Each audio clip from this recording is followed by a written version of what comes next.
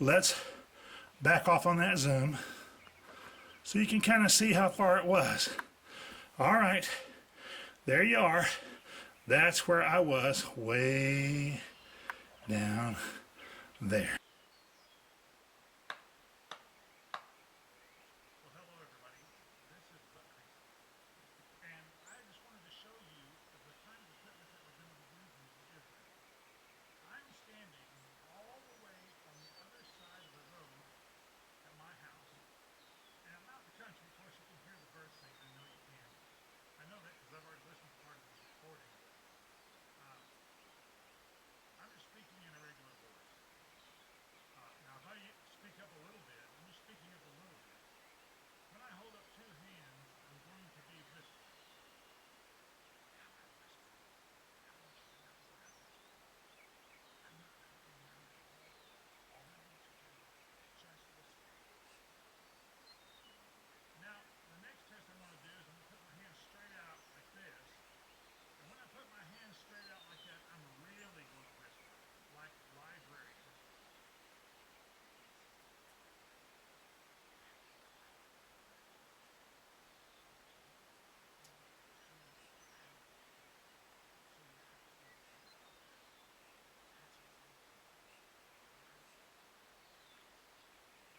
Well, all right. I think I'm about 69 or 70 steps away from you.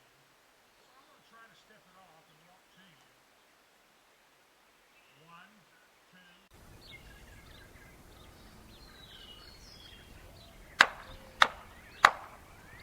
Well, hello everybody. This is Buck Creasy.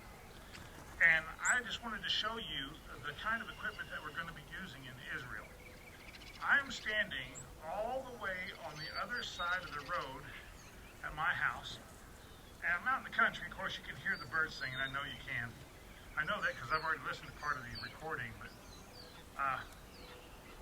I'm just speaking in a regular voice. Now, if I speak up a little bit, I'm just speaking up a little bit. When I hold up two hands, I'm going to be whispering. Now I'm whispering. I want you to know that I'm whispering. I'm not talking loud at all. All I want to do is just whisper. Now, the next test I'm going to do is I'm going to put my hands straight out like this. And when I put my hands straight out like that, I'm really going to whisper, like library whisper. This is a library whisper. You have to be quiet or they will make you go home. You can't be too loud here.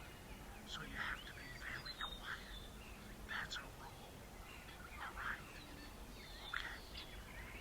Well, all right. I think I'm about 69 or 70 steps away from you. So I'm going to try to step it off and walk to you. 1, 2. Well, you're probably wondering how I did this.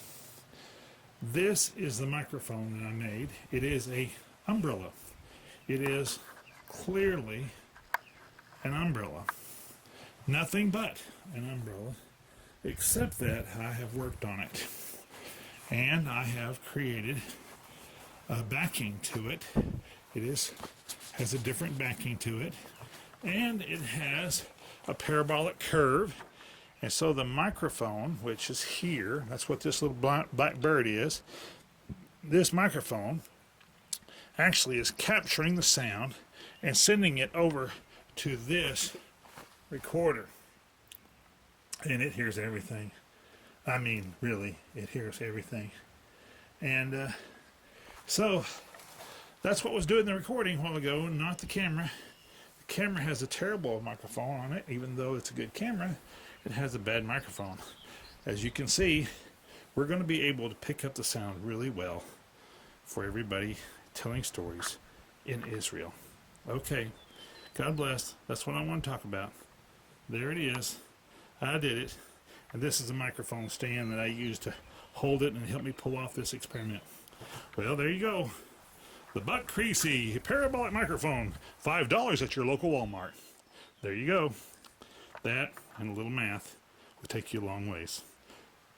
And they said you'd never use that calculus stuff in the real world. I had the privilege of working with wonderful clients, preserving their stories.